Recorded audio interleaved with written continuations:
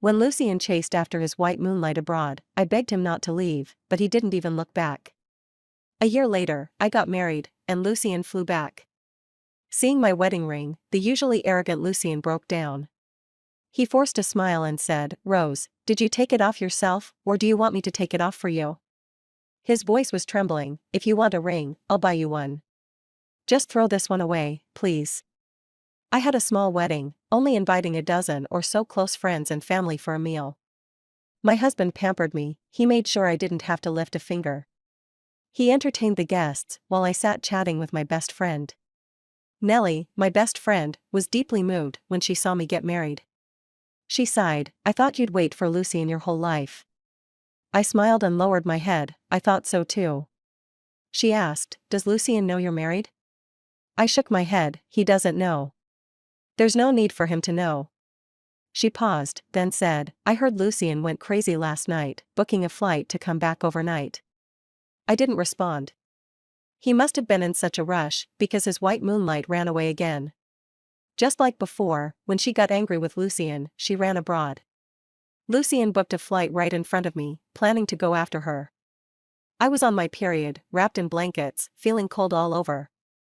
Shivering, I sat across from him, watching as his long fingers quickly tapped on his phone and booked a flight for that night. I gritted my teeth and still tried to persuade him, "Lucien, can you not go?"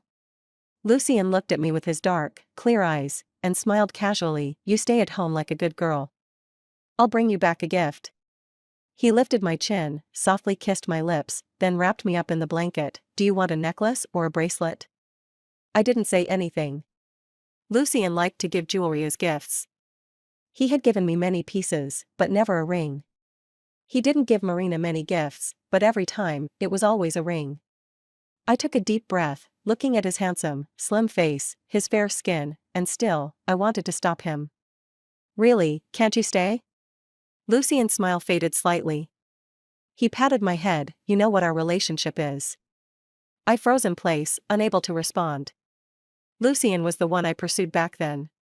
He had one condition: our relationship could never be made public, especially not in front of Marina. To put it bluntly, I was just a backup. I had no right to stop him. Even though we had been living together and he had taken me to family gatherings. When Lucien saw I had no more words, he smiled and kissed my forehead. "Be good, I'll bring you a gift." I lowered my head. "When will you be back?" He stood up and slowly buttoned his shirt. "A few days." At the time, he probably didn't expect that his white moonlight wasn't just going abroad for a vacation, but for study abroad, which meant he ended up staying for a whole year. I watched Lucien leave, his tall, straight back as he walked away, and sighed. As if sensing my unhappiness, Lucien turned around. "Before I go abroad, think about what you want me to do. I'll do anything for you." I looked at his face, thought for a moment, and said, "Can you help me look into someone, a war correspondent named Herbert?" Lucien's face darkened. "What's your relationship with him?" "If it's unclear, I won't help." I bit my lip. "He's my brother. From my aunt's side." Lucien's expression softened a little, and he nodded. "I'll let you know once I have news." He turned and walked away. I watched his back disappear, then took out a photo from my wallet. In the photo, there was a lean, handsome man who looked very similar to Lucien. I traced the photo with my fingers. Lucien really was a forgetful person. I had told him I grew up in an orphanage, there was no aunt. I also mentioned there was an older brother in the orphanage who took care of me, and we grew up together. But he heard it and forgot it all. He never suspected why I always liked looking at his face. Only loved his face. Lucien truly loved Marina. Even though Marina had been indecisive for all these years, never willing to settle down. He loved her unconditionally. And I really did love Lucien. That face of his. The face that resembled Herbert's. I had always been grateful to Lucien. He saved me from danger. When I met him, I had already lost touch with Herbert for 3 years. Everyone said Herbert was gone. I became a walking corpse, without any vitality. Then I saw Lucien, a junior by 1 year. When I saw his face, so much like Herbert's, I cried. I did everything I could to get close to Lucien, treating him well without any conditions. Everyone knew I was Lucien's shadow, carrying his bag, holding his coat, buying things, delivering messages when he and Marina argued, and helping him home when he was drunk. Maybe I was so good to him that he couldn't ignore me anymore. So, on one drunken night after an argument with Marina, he pulled me into his arms. "Do you like me?" I looked at his lean, handsome face and nodded. From that day on, I became Lucien's secret girlfriend.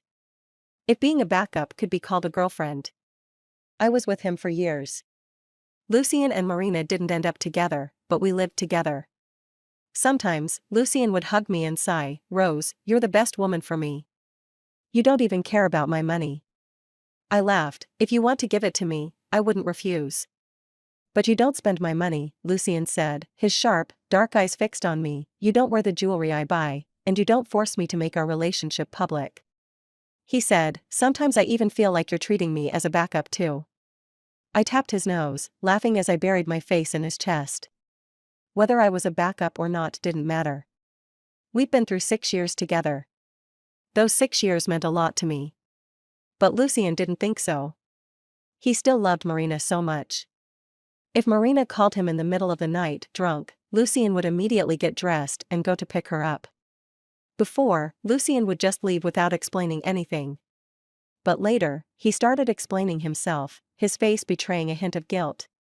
I thought that meant something had changed for me in his heart. But I was wrong.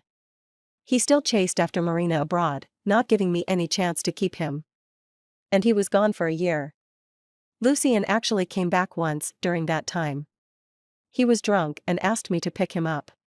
When I arrived at the nightclub, he was sitting in a private room, video calling Marina. When he saw me, he waved, "Rose, come here." He made me appear on camera for Marina. "Let me introduce you. This is my girlfriend of 6 years, Rose." Marina remained indifferent. But she glanced at me, her eyes lingering on my face for a few seconds. Then she smiled. "Lucien, have you changed your mind?"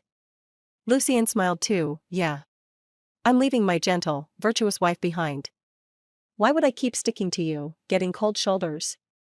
Marina asked how long we had been together. I answered honestly, 6 years. Marina ended the video call. The always proud Marina didn't even say goodbye. Lucien wrapped his arm around me, but then froze. That night, Lucien had been holding me as we slept. In the middle of the night, he got a call, and when he came back, he held me, kissing me non-stop, not sleeping all night, just staring at me. By morning, his voice was hoarse. "Rose, we've come to the end." I didn't sleep either. I had already guessed. I had heard Lucien take that call. Marina casually asked him to break up with me, and promised that if he did, she would immediately get back together with him.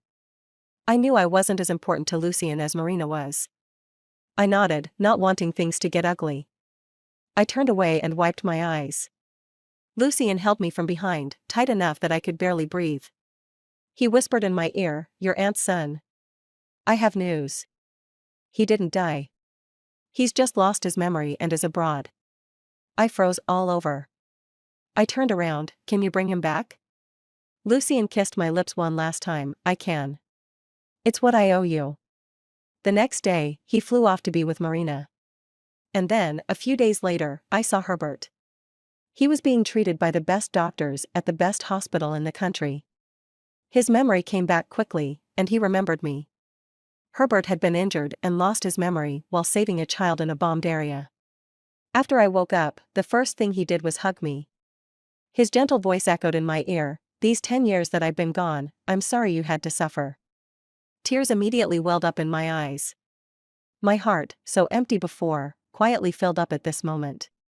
Herbert and I had missed each other for 10 years, and neither of us wanted to waste another decade. We quickly got engaged. Herbert also asked me if I had fallen in love with someone else during those 10 years. Even if I had, he told me not to make any hasty decisions that I might regret. Lucien's face flashed vaguely in my mind.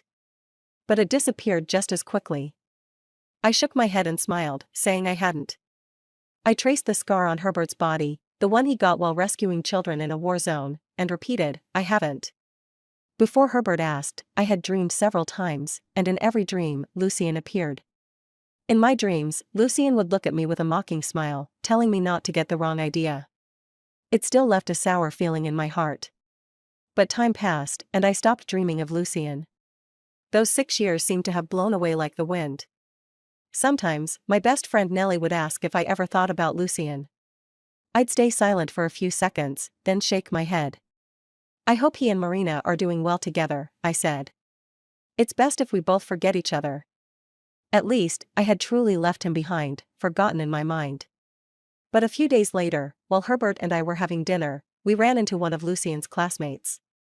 He came over from a distance to greet me. "You're back in the country and didn't contact me." He walked a few steps, then stopped, staring at Herbert in shock. Herbert and Lucien looked alike, but Herbert had a scar on his forehead from the war zone. Their temperaments were completely different. Herbert didn't have that carefree, spoiled air that Lucien did. Instead, he was calm and steady. The classmate stared at Herbert, then turned back to me with a confused expression. "Rose, this." He paused, then asked, "Did you cheat on him?" I shook my head. "We broke up." The classmate looked even more surprised. "Lucien said you were still waiting obediently for him." I interrupted him. "This is my fiancé. We're getting married soon." He was stunned. He looked at the way Herbert and I were holding hands tightly, then turned and walked away in a hurry, dialing a number as he went. I raised my head to explain to Herbert, but before I could speak, he smiled and said, "It's all in the past, why bring it up?" He adjusted my hair. "I couldn't expect you to wait for me 10 years just because I disappeared for 10 years. I felt a lump in my throat, suddenly overwhelmed by a sense of grievance. The first 3 years, when I couldn't find Herbert, I clung to my phone, waiting for his call. I never turned it off, and whenever an unknown number called, my heart would race. In the first year, I kept hoping someone would call to tell me Herbert was just injured and would return soon. In the second year, I just wanted to hear someone say that Herbert was still alive. By the third year, I began to fear the phone ringing, yet I had to answer it. When Lucien showed up, I was officially diagnosed with severe anxiety and panic attacks. His face was the last straw that kept me going. Being his backup was painful, but I couldn't let go of his face. Only by looking at him did I have the strength to go on. So, did I love Lucien? I didn't know. But I was grateful to him, so much so that even though everyone mocked me for being his backup, I still accepted it. Those 6 years, to me, Lucien was a good person, someone who saved me from despair. I thought my impression of him would be good too, at least I'd be seen as understanding. But I didn't expect him to bite his teeth and call me a liar. Lucien called me late at night. I gently got out of bed, not wanting to wake Herbert. I thought he was going to take back the things he left at my place, but as soon as I picked up, he spat out 2 words with such anger that it felt like he wanted to tear me apart: "Liar." His voice was hoarse and deep. "Rose, you're a liar. You said he was your cousin's child, you lied to me." He no longer sounded like the carefree, spoiled man he used to be. He was fighting to hold back his anger, and I could even hear a trace of hurt in his voice. It was the kind of hurt a child would feel. I lowered my head and sighed. "I'm sorry." I said the apology without thinking. For the past 6 years, I'd apologized to him like this. There were many reasons. Like not staring at him in front of Marina, because it would upset her. Like not trying to hold his hand in front of Marina's friends. Like not calling him when he was having a meal with Marina. Every time, I would apologize, staring at his face, obediently saying, "I'm sorry." At first, Lucien would hesitate and pat my head like I was a child. "Next time, I'll fix it." Later, he would smile with his chin in his hand, watching me. "You're so well behaved when you apologize." Eventually, he stopped setting so many rules for me. But my instinct to apologize hadn't changed, and I blurted out, "I'm sorry." Lucien paused, then gritted his teeth. "This time, your apology doesn't count. Rose, I'm really angry. If I'd known, I would have let you stay with your man in the war zone for the rest of your life, instead of coming all the way back to put a green hat on myself." I froze. But he didn't notice. He continued asking, "Has he touched you? Rose, tell me, has he touched you?" I interrupted his anxious voice. "Lucien, stop saying that about him. He means a lot to me." There was a sudden silence on the other end. After a moment, I heard the sound of something breaking. Lucien gritted his teeth and said, one word at a time, Rose, you've never told me I was important to you. He said, remember, I never said you had to leave. You're still mine. I'm not yours. I frowned, correcting him. Since you went abroad to be with Marina, we have no relationship anymore. Lucien was silent for a while, then softly asked, so, you're getting back at me, aren't you? He seemed to become more certain. You're with him to make me jealous, right? If I gave you a chance to regret. I frowned even more. Lucien, stop this. You and Marina have finally gotten together, so just live well with her. Lucien fell silent. His breathing was deep and hurried. After a while, he didn't say anything more, and just hung up the phone. I listened to the dial tone, sighed. Lucien hadn't changed. As soon as Marina was mentioned, his rationality returned. In the past, when he was drunk, he would call me in the middle of the night, asking me to pick him up. I'd rush out in my pajamas and a coat, waiting for him at the bar entrance. In the cold weather, my hands were numb from the chill, but he refused to go back. His friends were helpless, apologizing to me before sending a video to Marina. I'll show Marina how ridiculous he looks. Lucien suddenly stood up straight, as sober as if he had never drunk. He opened the car door and sat down. His friend and I stood outside, staring at each other. His friend looked at me with embarrassment and sympathy. Sorry, I really can't do anything. Only Marina can get him to behave. I shook my head. It's okay, I don't mind. That night, I made a hangover remedy for Lucien and stayed up all night taking care of him. And he kept calling out for Marina, all night long. A voice in my head kept asking me, Rose, you really don't mind? Then why are your hands so cold? I sighed, forcing myself to pull away from the memories, not thinking about it anymore. I looked around the bedroom. The man I loved the most was here. What happened before didn't matter. The important thing was, now, I didn't mind anymore. Herbert and I started preparing for the wedding. I went to try on wedding dresses, and had to ignore several phone calls from Lucien. But the phone kept buzzing. It was all messages from Lucien. He used to never send this many messages in a month. Rose, I haven't let you go yet. Rose, you'll regret this. What are you doing? Reply. You never used to take so long to respond. The noise was unbearable. In the changing room, I grabbed my phone and quickly replied, I'm trying on wedding dresses, stop sending messages. The phone fell silent for a moment. Then it buzzed violently, non-stop, as if the person on the other end had lost their mind. I had no choice but to pick up. Lucien, if you keep acting like this, we won't even be able to stay friends. But he ignored me, bombarding me with questions instead. What's so great about him? Rose, marriage and dating are two completely different things. He took a deep breath. Rose, listen to me. Did your parents approve of your marriage? Or should I go back and talk to them? I interrupted him calmly. Lucien, stop it. It went quiet on the other end. I spoke softly, Lucien, I'm really getting married. He's someone I grew up with. We understand each other, and we're in love. Lucien was about to say something else when I cut him off. If you keep acting like this, Marina will be upset. He didn't speak, but I could hear his breath become uneven. I sighed. I told you before, I grew up in an orphanage. I don't have parents. Why do you always forget that? After I said that, I hung up. Lucien didn't call back. Meanwhile, Herbert patiently waited outside the changing room, never asking why I'd taken so long. When I came out, he held me in a long hug, reluctant to let go. Rose, thank you for loving me. I hugged him back. Thank you, too. We both grew up in orphanages, so we cherished every bit of kindness we received. Unlike Lucien, the wealthy young master who could have anything, it's understandable that he'd lose it when his obedient ex suddenly announced she was getting married. But I believe time will heal everything. In the end, he'll let go of his regrets and move on. But I overestimated Lucien's ability to accept things. A few days later, just as I was preparing for my wedding, trying to get my beauty sleep, Lucien called again in the middle of the night. He sounded like he'd been drinking. You really have guts.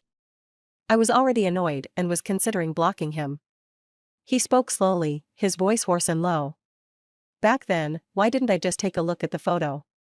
If I had just looked at it, I would have known something was off. He was upset and angry. But I didn't look. I even pulled him out of the war zone, healed him, and brought him to you. Why did it take me this long to look at the photo? I gave my girlfriend a cheater. Lucien was so angry, his voice shaking. He lowered his voice, trying to control his emotions, but it still trembled. Rose, did you use me as a substitute? I fell silent. He fell silent too. After a while, he gritted his teeth and shouted, "Say something. Why aren't you saying anything?" But suddenly, I remembered the past. When Marina had other suitors, Lucien had posted a photo of my back on Instagram. I was wearing the latest luxury dress of the season, the one Marina wanted. That was the only time I ever wore something Lucien had bought for me. Usually, I didn't even take the tags off, just kept the clothes in the wardrobe. But that day, Lucien insisted I wear the dress, and he took a photo of me. That was the first time he posted about me on Instagram. So many people liked it, and some commented asking who I was. Lucien wrapped his arm around me to show me. With a playful tone, he said, "Babe, they're all asking who you are." When Lucien was in a good mood, he'd call me babe. He twirled my hair around his finger. "I told them you're my wife. They're so jealous." I smiled, but my eyes scanned a new comment, from Marina, "I'm going to the music festival. Want to come?" A moment later, Lucien glanced at his phone, his hand froze. He snatched the phone away, casually pulled out his credit card, and handed it to me. "Take this and buy yourself a few bags." Then he stood up, put on his coat, and prepared to leave. I watched him walk toward the door and, for some reason, I suddenly stopped him. "Lucien, don't go out, okay?" Lucien hesitated for a moment, holding the doorknob. Then he turned around and smiled at me. "Are you lonely? Then just go out for a while. Buy some clothes, buy some jewelry." He turned and closed the door, but just before it clicked shut, he said, "I'll be back soon, babe." I stared at the slowly closing door, my head lowered, feeling uncertain. At that time, we had already graduated from college and started working. Lucien had stopped calling me Rose and started calling me wife. Somewhere deep down, I did feel differently about him. I looked at the credit card on the coffee table for a long time, then put it in the drawer and never touched it again. I never thought about it again. A few days later, Lucien returned. The post with my photo on his Instagram had been deleted, though I didn't know when. A friend called to ask why he deleted the photos of his girlfriend, and he answered casually, "Oh, she's just a girl I saw on the street. She looked good, so I took a picture. I deleted it so you guys wouldn't misunderstand." At that time, I was in his arms, motionless and gentle. He hung up the phone and kissed my ear. "You're so well behaved, babe." He thought about it for a moment, then posted my picture on Instagram again, but only for himself to see. Lucien stroked my hair. "You're so beautiful, I don't want anyone else to see you." I looked at his face, smiled, and didn't speak, my heart completely still. Just like the credit card, tucked away in the drawer. At that time, I never complained, just like drinking water, I knew the warmth and coldness in my heart. But now, Lucien was full of resentment. "Rose, speak up. Am I just a substitute?" I sighed and decided to finally speak up. "What about me, Lucien? What have these 6 years been for?" Lucien stopped. I continued, "In these 6 years, I never once complained to you. Lucien, and now, just a few days of you losing it, and you can't take it?" Lucien's breathing sounded uneven. I sighed again, hung up, and blocked Lucien's messages and number. With that, I completely said goodbye to those 6 years. Herbert and I went to register our marriage and had a wedding all in one go. I carefully arranged everything, chose a wedding dress, and gave myself the fairy tale wedding I'd always dreamed of. From now on, I wouldn't be alone anymore. I had a family, and I had a home. But during the wedding, my best friend Nellie told me that Lucien had booked a ticket overnight and was rushing back like a madman. I didn't really believe it. After all, he and Marina had just gotten together, and he wouldn't be so impulsive as to leave Marina and rush back to the country. But to my surprise, he really showed up. The Lucien I remembered was tall, handsome, and exuded elegance. But the Lucian before me now was pale, haggard, and holding a jewelry box in his hand, silently watching Herbert and me. It seemed less like he was watching me, and more like he was watching Herbert. I startled him. Lucian glanced at Herbert, then at me, and beckoned with his finger. Just as Herbert went to entertain a colleague, I feared Lucian might cause trouble, so I went to find him, speaking softly and coaxingly. Please don't make a scene. This wedding means so much to me. I don't want anything to go wrong. Lucian's face darkened. Although I was pleading with him, it seemed like I had angered him instead. He looked at Herbert from a distance. Rose, who do you think we look like? I froze, not quite understanding what he meant. Lucian asked again, wife, who looks more like a substitute, me or him? He called me wife, so casually, as if we were still together. But he only ever called me wife when he was in a good mood. And his good moods were always connected to Marina. I would rather he call me Rose, with both my first and last name. I gave him a cold look. Lucian, I'm not your wife. I pointed at Herbert. I'm his wife, the legally married kind. Lucian stared at me without saying a word, his face turning dark. I immediately regretted speaking like that. He came from an aristocratic family, and having someone talk back to him like this, who knew if he'd act impulsively? I froze in place, trying to figure out how to get rid of this troublemaker, but then I heard Herbert calling me. I was filled with anxiety, though I didn't dare show it. All I could think about was Lucian's cold expression and the unpredictable future of my wedding. Herbert, as though seeing nothing amiss, pulled me into his arms and gently reassured me, don't run off. You'll get lost. He patted my shoulder. Don't be scared. I'm here. I leaned against Herbert's chest, listening to his steady heartbeat.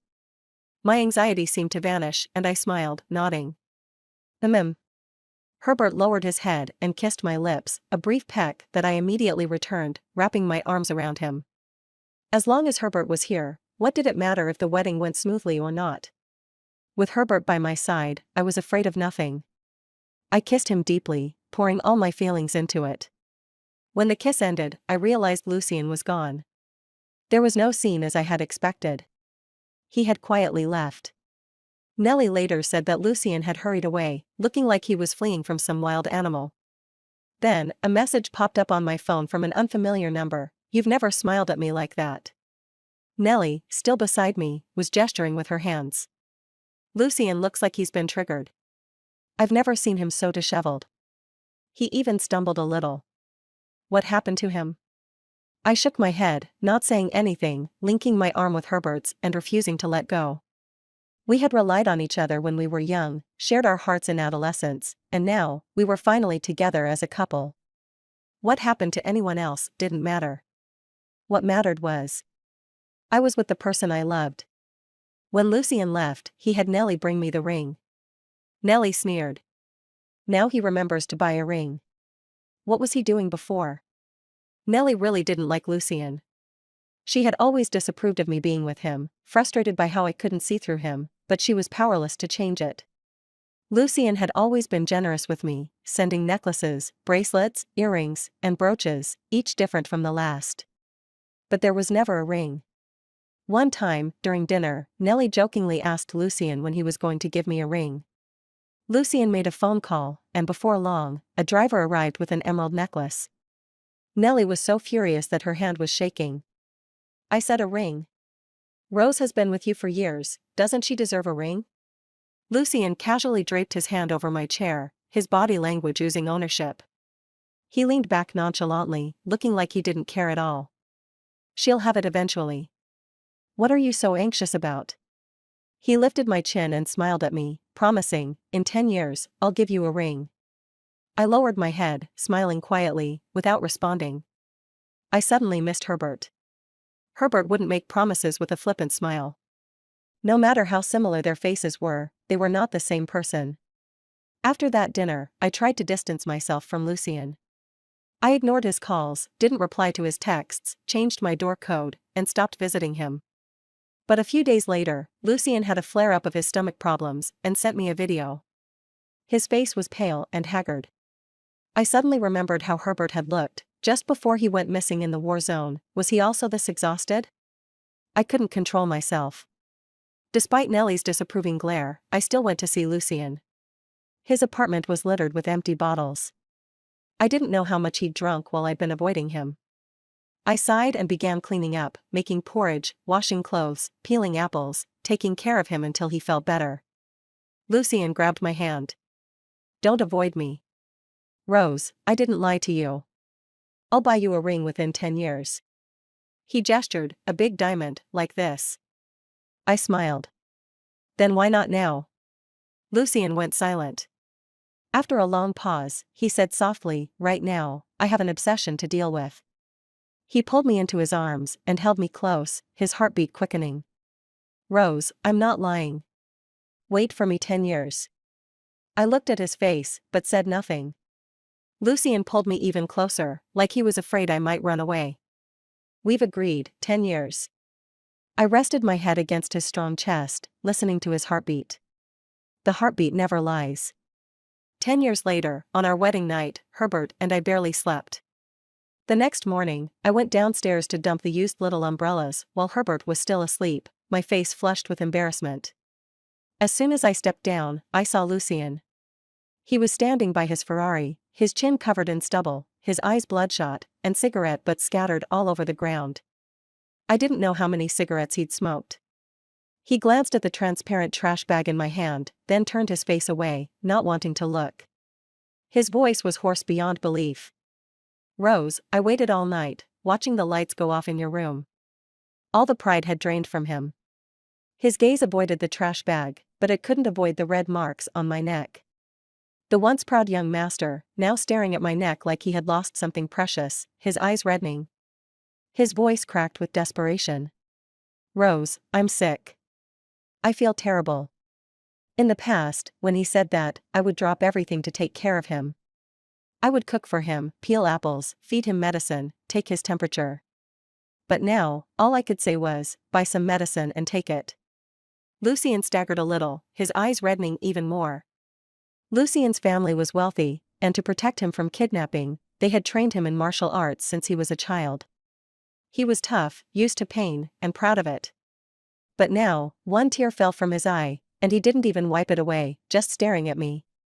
Rose, actually, when I saw you smile at Herbert, I thought about a lot of things. I could treat you like that too. He closed his eyes, gritted his teeth, as if struggling to say something difficult. Even if I'm a stand-in. Isn't a stand-in allowed to be promoted? Rose, I can't accept you being with someone else. I was a little speechless, and I shook my right hand. On my finger was a wedding ring. The diamond wasn't big, but I had carefully designed and custom-made it. Lucien's face turned even paler. Rose, take it off. Will you take it off, or should I help you? He pleaded hoarsely, if you want a ring, I'll buy you one, no matter the size. Just throw it away. Please, Rose. I shook my head. I can't. Lucien, this is my wedding ring. I looked down at it. Herbert gave it to me. I love it. Lucien choked up. Don't say that, Rose. It's really hurting me. I sighed. I didn't harbor any resentment toward Lucien, after all, it was that face that had helped me get through the hardest time in my life. I wanted Lucien to let go of the past and look forward. I was considering how to comfort him, but when I looked up, I was surprised to see someone. Marina had arrived. She, who was always so elegant and beautiful, now had a terribly bad complexion. She looked at me in disbelief, then at Lucien. Lucien, I didn't believe what others told me, but now I see it. You broke up with me in the middle of the night, booked a flight to go back to your country, all this for her? She glanced at my wedding ring, as if insulted. She's so plain-looking, and she's married. You broke up with me for her? Marina looked furious. In the past, when Marina said something like this, Lucien would cross half the world to chase after her. But now, he didn't even look at her. He just spoke to me, as if she didn't exist. Rose, I can't live without you, really. I haven't slept in days. He looked utterly haggard. Will you come back, Rose? Baby, I'll change. I'll change everything. I won't look at another woman again. His voice was hoarse, almost unrecognizable. The stand-in can be promoted to the real thing, and we can get married and even divorce. I'll really change, I swear. Please, I'm begging you. I opened my mouth, stunned, but couldn't find the words. I had never seen Lucien like this before. Never. The proud young master, who had never begged Marina even after years of awkwardness between them, was now pleading with me like this. Marina was also frozen. Her face alternated between red and pale, and finally, she threw out, "Don't regret it. I won't give you a second chance," before turning and running off, crying. Lucien didn't even look back. I reminded him, "Marina's really gone." But Lucien reached out to grab me. "I never planned to stay with her. She was just an obsession. When it comes to marriage, there's only you in my mind, no one else." Lucien. I rubbed my temples, cutting him off. I was worried Herbert might wake up and find me missing, so I decided it was time to speak openly. "Actually, I never really saw you as a stand-in. I did care about you, once. How could I not? 6 years of constant closeness, sharing skin and intimacy. How could I not have fallen for him?" Lucien's eyes brightened. I sighed. "But you pushed me away, Lucien. Don't you remember? You always chose Marina whenever I started to feel something for you." I gave a bitter smile. "It was you who pushed me away. You kept reminding me that Herbert would never treat me like this, that I could never replace Herbert." The light in Lucien's eyes dimmed. He still struggled, though. "I can change, Rose. I really can." I shook my head, cutting him off. "Lucien, you don't love me. You just can't accept that someone doesn't love you. It was Marina before, and now it's me." I pointed to my chest. "But I can't keep entangling myself with you. My heart now belongs to my husband. There's no place for you here anymore." The last flicker of light in Lucien's eyes vanished. I didn't say another word. I just walked past him and went home. When I reached the door, I was surprised to find Herbert standing there, as if he had been waiting for me. I wasn't sure how long he had been awake. I panicked. "Did you hear everything?" Herbert pulled me into his arms, soothing me. "Don't worry." He patted my back. "Lucien called me. He told me everything and asked me to let you go to him." "What did you say?" I asked, stunned. "I told him I would take you back, but I also doubled the money I promised for your treatment and gave him a wedding invitation on top of that." "Wait, what?" I couldn't find the words to respond. I couldn't even begin to imagine how Lucien had found our wedding hotel. Herbert, he understood how to kill someone's spirit. I don't know when Lucien left. And frankly, I didn't have the time to care. I was too busy preparing for my honeymoon with Herbert. On a beautiful afternoon, we arrived at a quiet island for our honeymoon. The sky was blue, the sea was turquoise, and the golden sand stretched out beneath a gentle breeze. Herbert and I lay in the sun, eyes squinted, content to bask in the warmth until evening, when we returned to our wooden cabin by the sea. I had told Lucien years ago that I wanted to stay in a cabin like this, but never had the time. After hearing me mention it, Herbert immediately booked the place and brought me here for our honeymoon. I stood by the window, hoping to see the ocean at night, but as I looked out, I saw a familiar figure sitting on the beach next door, drinking beer. Lucien, all alone, surrounded by empty bottles. I pursed my lips, closed the window, and before I could draw the curtain, Herbert came over, hugging me and kissing me. Out of the corner of my eye, I saw Lucien's lonely figure on the beach, drinking away, while Herbert led me to the bedroom. The next morning, I woke up for a drink of water and was startled to see Lucien still on the beach, unmoving. I rushed out, crouching beside him to check for signs of life. Thank God, he was breathing. I sighed in relief, about to leave when Lucien suddenly grabbed my wrist and opened his eyes. Once proud and confident, his eyes now looked blurry with alcohol, filled with sadness and helplessness, staring at me in the soft morning sunlight. In a hoarse voice, he pleaded, "Rose, can I hold you just once more? Just one last time. Please." I shook my head, pulling my hand away as I stood up. "I'm married now, Lucien." Lucien, deeply intoxicated, half sobbed, half laughed. His voice mingled with the sound of the rising waves. "But I won't let you go, Rose. It's not that I can't have you. It's that I loved you without even realizing it. Rose, baby, give me one more chance." I swear I'll cherish you for the rest of my life. I froze, then turned around and walked back. This kind of entanglement couldn't continue. I needed to put an end to it. I walked back, and Lucien seemed to think there was hope. He looked up at me with eager anticipation. I lowered my head, took out my phone, and silently held it up in front of his eyes. It was a photo of a pregnancy test, 2 lines. "I'm pregnant, Lucien." Lucien froze. After a few seconds, he violently pushed my phone away, as though it were a poisonous snake, refusing to even glance at it. Not a single word escaped his lips. I stood up, looking down at him, and returned the words he had once said when we broke up, word for word. "We've come to an end." With that, I turned and walked back to the cabin. Behind me, there was only silence. Later, I completely forgot about Lucien. Herbert and I were living a busy and joyful life, and I had almost completely forgotten about the past.